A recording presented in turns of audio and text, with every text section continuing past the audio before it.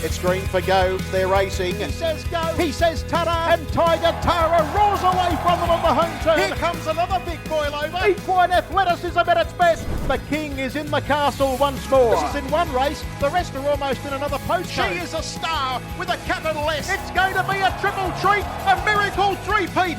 Ladies and gentlemen, you have witnessed history here at Menangle. What about that? It's getting right up on the sprint lane and it's going to bolt in. Hello and welcome to the Sprint Lane podcast series for Harness Racing New South Wales. This is the Sunday session. My name is Greg Hayes and it is great to have your company. Is there such a thing as a Eureka hangover? I don't mean for the thousands of people who were at the races last weekend who enjoyed a few too many drinks.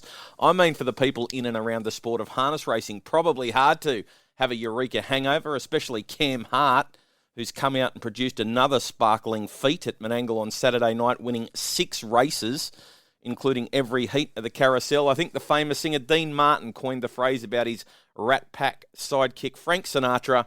This is Frank's world and we are just living in it. Well, the same can be said for Cam Hart. The young bloke is a freak. I've gone back through the record books of drivers who have won 6 races at a meeting in Australia, and these are the people I can find who have done it before. Chris Alford at Cranbourne in 2020. He did it at Kilmore in 2018 as well. Peter Bullock did it at Tamworth back in 2008. Les Chant at Canoundra way back in 1946. Shane Cramp at Mildura in 2013. Bill Dixon, Grant's father, in Townsville in 1976. Darryl Douglas at Mildura in 2008. Gary Hall Jr. has done it 6 times at Gloucester Park, the most recent 2024. David Harding at Globe Derby in 2006. James Herbertson at Yarra Valley in 2024. Danny Hill, she's done it 5 times, the most recent at Globe Derby in 2021. Wayne Hill has done it 3 times, the most recent at Gawler last year. Blake Jones did it at Leeton in 2018. The late Gavin Lang did it at Stawell way back in 2002. Jason Lee drove 6 winners on a program at Terang last year. Karen Manning, she's done it 3 times. Most recent for Karen, way back in 2005 at Naya. Bill Martin did it twice. Last time was at Newcastle in 1909. Ian McCallum, 85, Mildura. Luke McCarthy did it at Menangle in 2020. Todd McCarthy, the brother, did it at Menangle in 2019. Sutton McMillan did it at Young way back in 1927. Robert Orr did it at Flemington in 1864. Andrew Peace, Cranbourne, 1988. Mark Pitt, he's done it 4 times, the most recent at Melton last year. Barry Rattray's done it twice, the most recent at Hobart in 2000. Shannon Savalco did it at Kellerberrin in 2023. Ryan Warwick did it at Kellerberrin in 2019. Jeff Webster did it at Globe Derby in 2003. And Morgan Woodley did it at Collie in 2011. So by my research, he becomes the 29th driver in the history of the sport in Australia to drive 6 winners on a program. Both Luke and Todd McCarthy have completed the feat at Menangle previously and both at metropolitan meetings. Todd won 6 races when I think he drove in 2 others, or maybe 1 other. There was 8 races on the program when Todd did it. He finished 4th in another and didn't drive in the 8th. I think that was the go with Toddy. Luke did it on a 9-race Saturday night card, so similar to what Cam's done, and he had drives in the other 3 races but didn't run a place. Cam is an amazing reinsman. I said last week he's a credit to the industry. I stand by that. He's the first to answer the call from the media when the phone rings, always messages back when he gets a text, and just as I say that, I got a text from him. He's so patient, comes across that way. The horses seem to respond, that calmness, the friendliness he has. Last week he won the world's richest race, and then a week later he comes out and puts on a clinic, winning 6 races, including the 4 heats of the carousel. Cam's driven 5 winners at meetings 4 times previously, and that's what his text's about. I was just asking him how many times he's done it. Twice at Menangle he's driven 5 winners, once at Canberra, once at Penrith. So, Cam Hart, congratulations. Credit to Jason Grimson too. He prepared 4 of the 6 that Cam drove. 3 heat winners of the carousel. Grimo is within sight of a career highlight as he closes in on 500 training wins in his career. With all the success Jason has had over the past couple of years, you forget he hasn't been at the caper all that long. He trained 100 winners in a season for the first time last year, and while he looks like he won't achieve that feat again in 2025. If he keeps winning multiple races at meetings, who knows? It was announced during the week the $1 million bonus is back on the table for the Carnival of Cups, speaking of Jason Grimson. Again, a horse must win the feature race at every Carnival of Cups meeting to win that big amount. Totally understandable. Harness New South Wales has brought it back. The amount of publicity that promotion drove last year was incredible. To watch the crowds turn out in droves, especially at Albury and at the final meeting at Penrith, was memorable. And they all weren't just there to watch the music acts that were on. Mick Boots said after they won the $500,000 at Penrith, he didn't think Jason would be chasing the cash if the offer was up again. They also said they weren't going back to defend the New Zealand Cup title, and they turned up. So who knows? Things change very quickly in racing. Did you like the promotion and how it was announced? Robbie Morris as Dr. Evil, Archie's son as Mini-Me, Josh Gallagher as number 2. I liked it. I thought it was great, funny, aiming at a particular age group, although Austin Powers does cross through a few generations. The Austin Powers movies were big when I was a late teenager, then in my early 20s. The music and bands that come to these Carnival of Cups, now a majority, but not all, are aimed at that same demographic. I get it. Doesn't make a lot of sense to people outside the industry who don't know the people involved, but to those inside the industry, it was great. To see some of the comments on social media against it was expected. People can have their own opinion on everything, and you aren't going to please everyone all of the time. But to the people behind it, I thought it was good. I thought it achieved what you were trying to do, and I think it's going to be another huge season for the Carnival of Cups. I keep hearing the Eureka could be moving. Time will tell. It was such a big night for harness racing last week. It'd be sad to see it go elsewhere, but the drums are beating. The short price favourites Queensland, and that would give them the Inter-Dominion and the Eureka and the driving challenge they've got. For a state that was arguably the fourth strongest just over a decade ago, and where horses basically went to retire, the place has come a long way, and the administrators they have up there are the reason for the turnaround in the sport. Who's on the show this week? I feel like Papa Smurf today. I've got young participants all around me. I said on last week's show I was going to chase down Kirra Langelaar after her first win just over a week ago at Bathurst. She's 17. When I got Kirra on the phone, I asked her, I said, how do I pronounce your surname? She said, well, it's like Wrangler, but you say it with an L, so Langelaar. I said, okay, perfect. That'll suit me. I found her. She's going to join me. Olivia Frisby. She won her first race at Menangle as a trainer last night when she won the Waratah Final with Lexys On Song. Olivia, she's only 20 and is kicking plenty of goals in the sport. And I've tracked down Tyler Miles. Now, he's a bit older. He's 22, and he drove his first winner in his career at Penrith on Thursday night when he stuck to the fence, got a dream split up the inside. So 3 guests this week. They are the future of the sport. They are making me feel very old. Let's get into it. First up, Olivia Frisby. Where the leader is still Lexys On Song as they swing in for home. Lexys On Song, a narrow leader. Rosie Romance has breezed all the way but is still giving, and now bowling along's produced. Louis Dada's down the outside. Lexys On Song the leader. In second spot at the moment down the outside is Louis Dada. Still there Rosie Romance whacking away, but the leader is Lexys On Song. They're chasing but they're not going to get there, and Lexys On Song goes all the way for Olivia Frisby.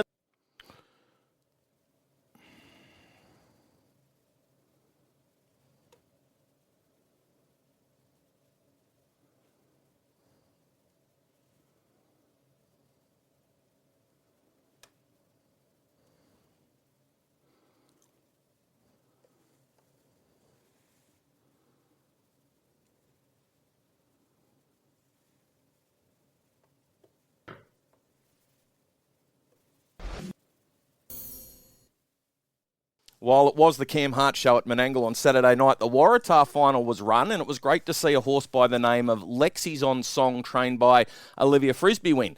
Lexys On Song is owned by Lex Crosby. I've known him for many years. He puts a lot of money into the sport. Nice bloke. Always great to see him win a race.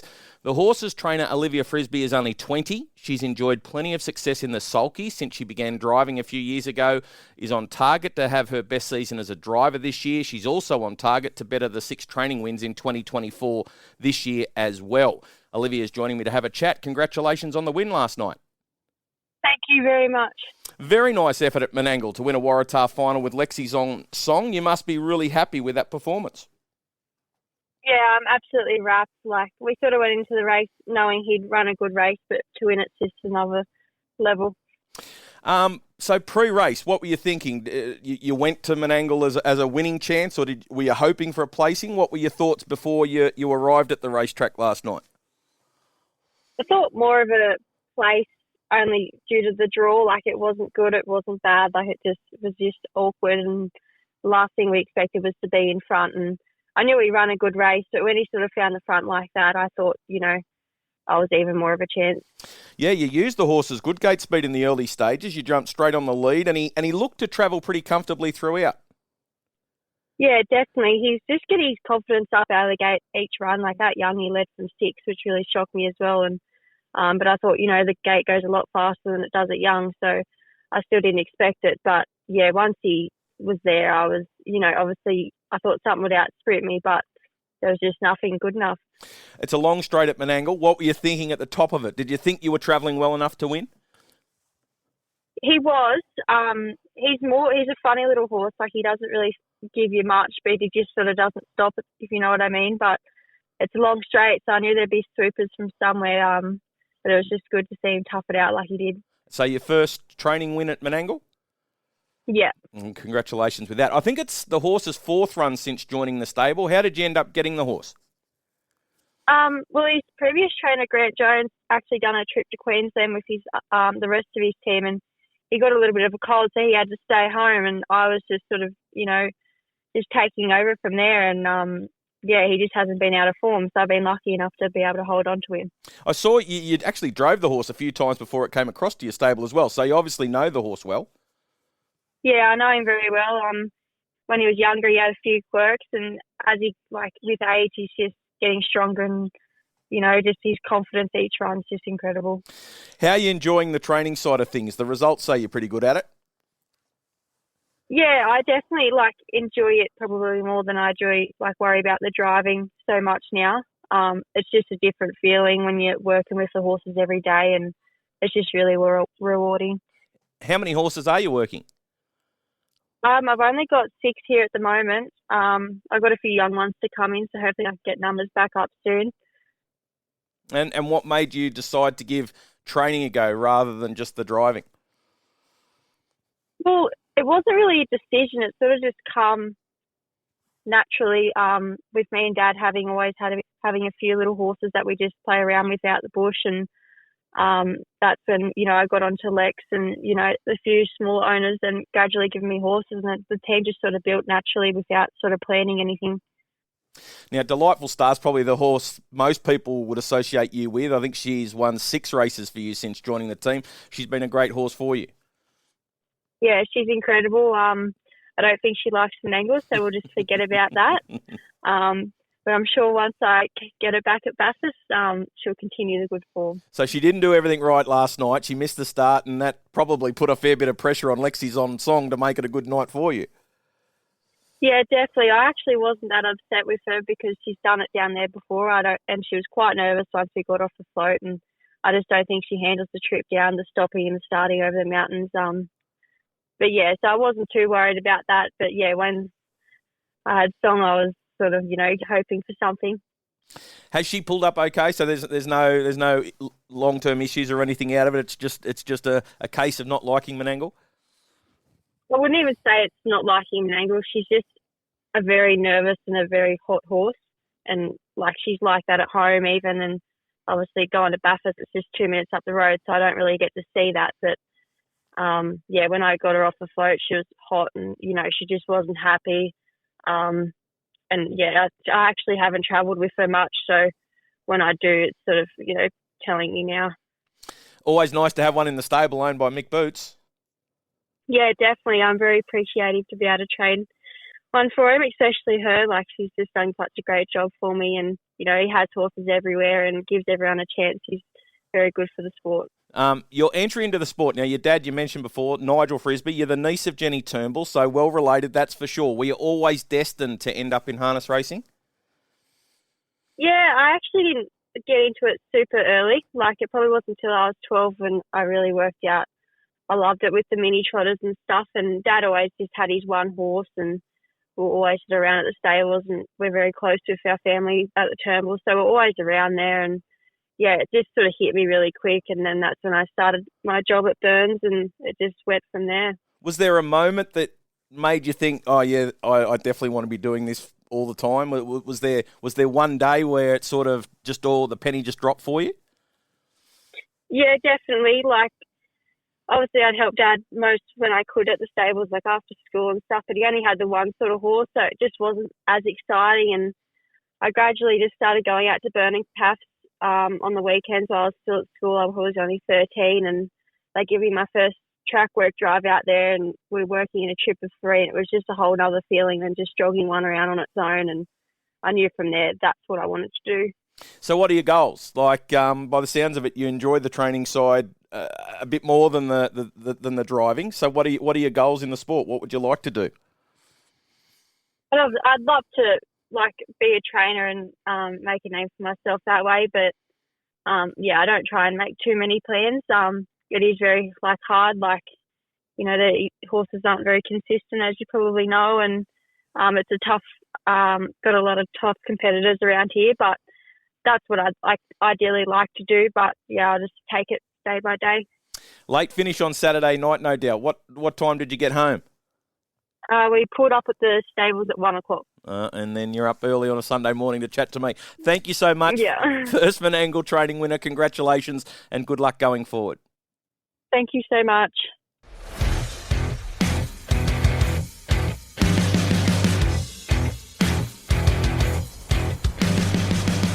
28-7 the quarter, quickly beat off the challenge of the horse in the breeze. Now Hunter Shannon's going to be able to get out after a cheeky kiss is only one batting. Our George Boston about to produce to the outside. These back markers are trying to get interested, but Sweet Louise is going great guns with inside a furlong to go. Hunter Shannon is trying to stay on. Our George Boston's really zipping home now. It's Sweet Louise. Our George Boston, he's going to do it for Kirra Lanigan, the first win. Our George Boston beats in second Sweet Louise. 6-year-old gelding Our George Boston is going to be a great memory for 17-year-old Kirra Langelaar. Kirra cracked it for a first win going back Wednesday, week ago at Bathurst. It was a very patient drive, and Kirra made a big decision on the corner to stay on the inside rather than try and come around to rivals. And in the end, that was the winning decision. Kirra's joining me to have a chat.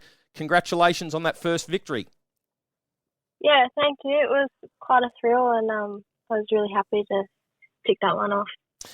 So did it feel like that first win was never going to come? I know you've had a few drives and picked up some placings. What was it like when you knew you'd won the race? As soon as after the line, I was pretty certain that I got there, but I thought I'd better just check and wait till I see the board. But as soon as I saw the board, I was quite happy, and I couldn't really believe it, if I was honest. Let's run through the race. You settled 3 pegs, and Our George Boston looked to be travelling pretty comfortably in that spot. Yeah, he travelled through quite well, and kept him running through the bridle. We were running some quick time. So, yeah, as long as I could keep him on that helmet for as long as I possibly could, I thought maybe coming into the turn we were quite a chance. So with, down that back straight, 600 to go, what are you thinking? Did you think there you were still a winning hope? Yeah, he was travelling real nice. He never once sort of gave me that feel getting a bit tired. He was running through the bridle real well. So coming into that 600, coming up to the 400, I thought, here we go, we might actually keep kicking. I made mention in the intro, you had a choice to make on the turn. You could either come around Hunter Shannon or you could wait for the sprint lane, and you decided to wait for the sprint lane. Was that a split-second decision, or did you always have that in the back of your mind, you wanted to stay for the sprint lane? I was in 2 minds. I really hoped to be 3 fence, and that's where we landed. I was sort of thinking halfway through the race here, we're travelling well enough that possibly could pull out, but I did always sort of want to aim for that sprint lane, and because he hits it quite well when he gets to it. Now, did you know, I know you said you were pretty confident you'd won the race, so when you hit the line, you were pretty sure you were going to get the nod?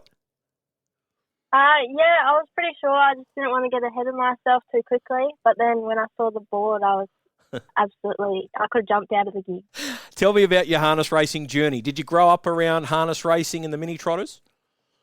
I didn't really grow up in harness racing. I more grew up riding equestrian, but I did do mini trots for a couple of years when I was about 13, and then as soon as I got my track work licence and stable hand licence, I was more heading towards, going out to the big horses and driving track work and things like that.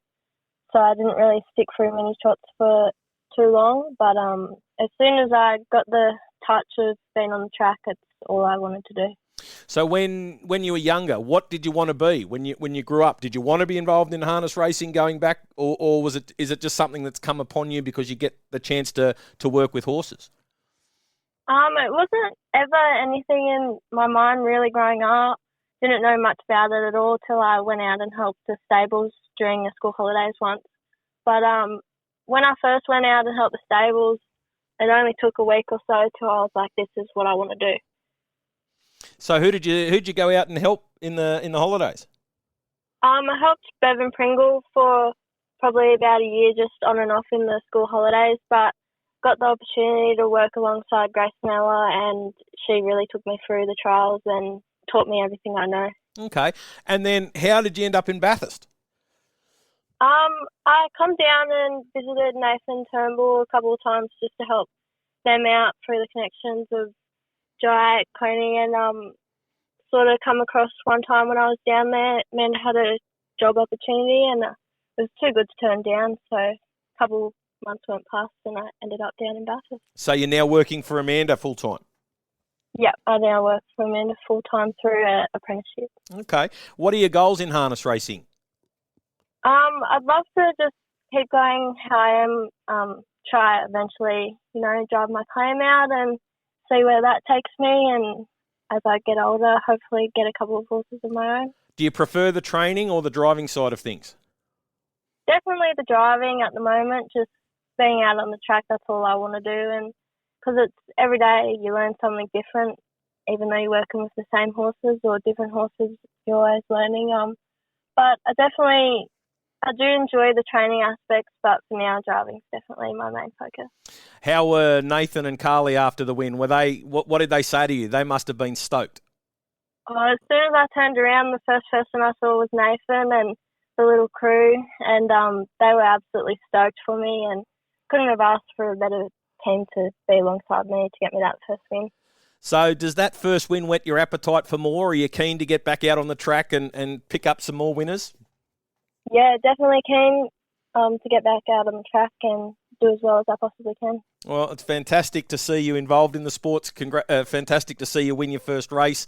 And we look forward to seeing more of you out there. Congratulations and well done on what was a huge night for you going back a couple of weeks ago. Yes, thank you.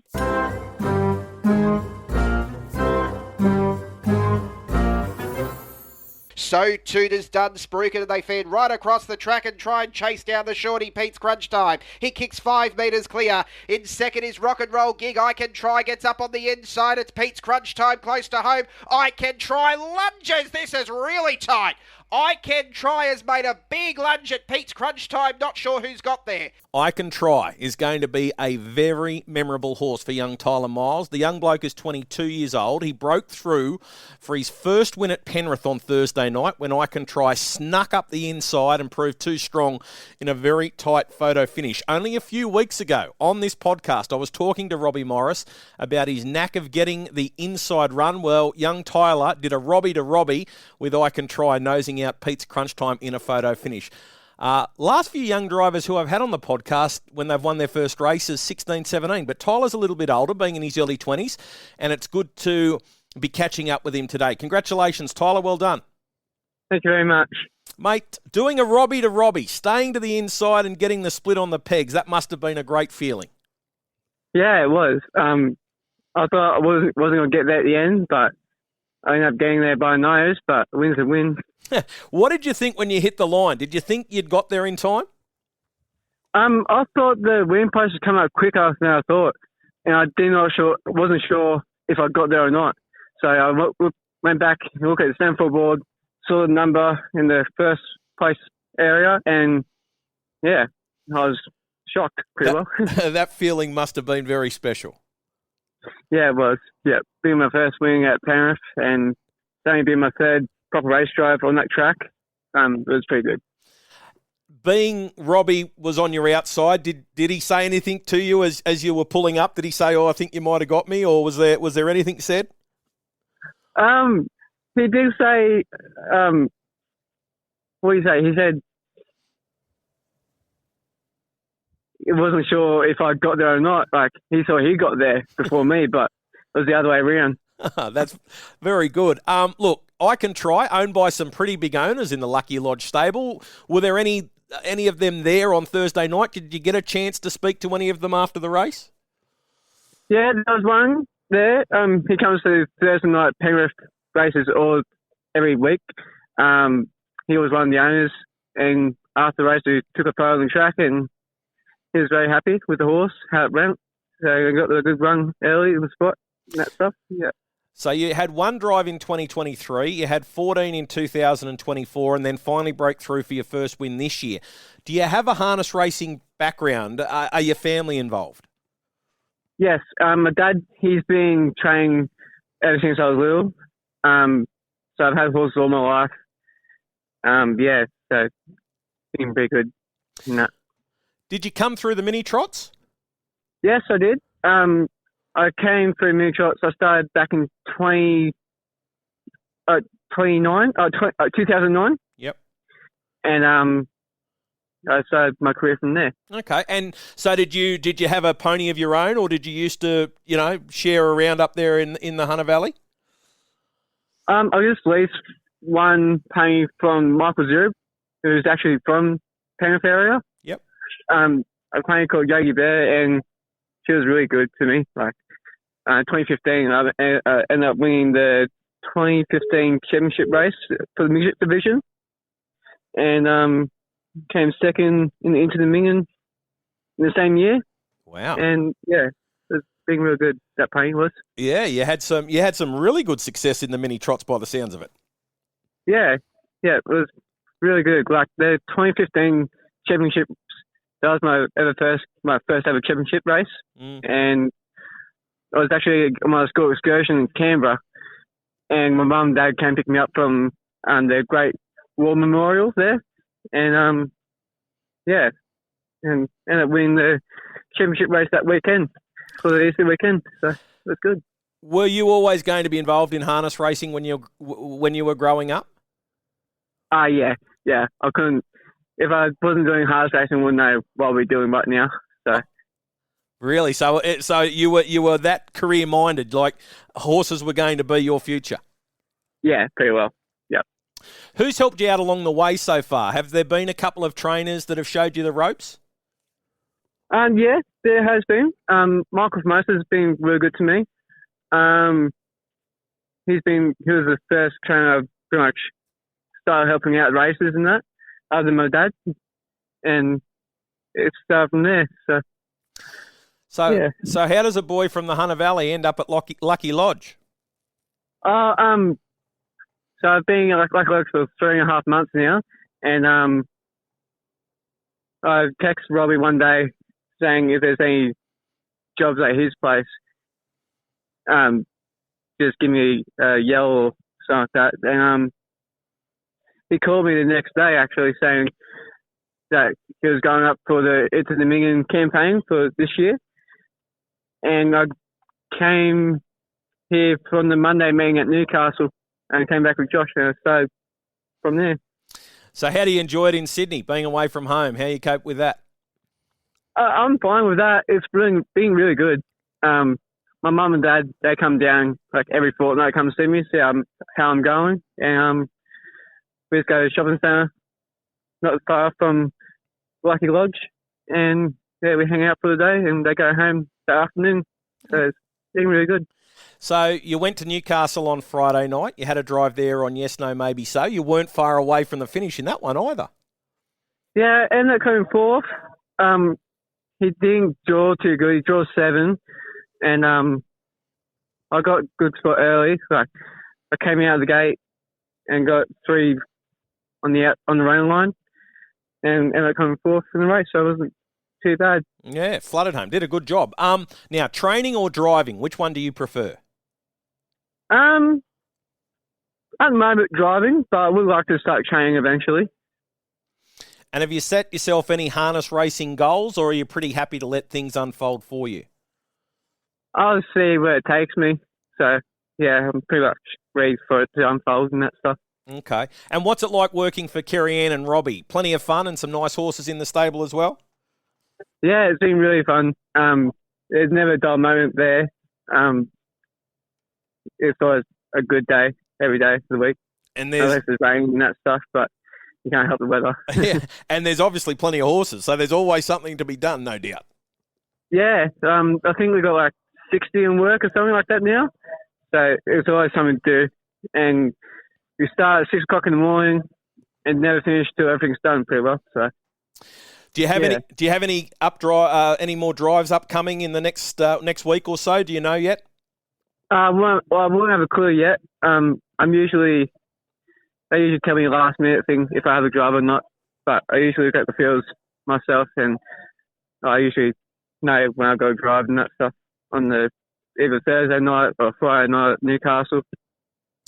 Well, mate, I think it's great. I think it's fantastic that you've broken through for your first win. It's even better that you beat Robbie in a photo finish up the inside.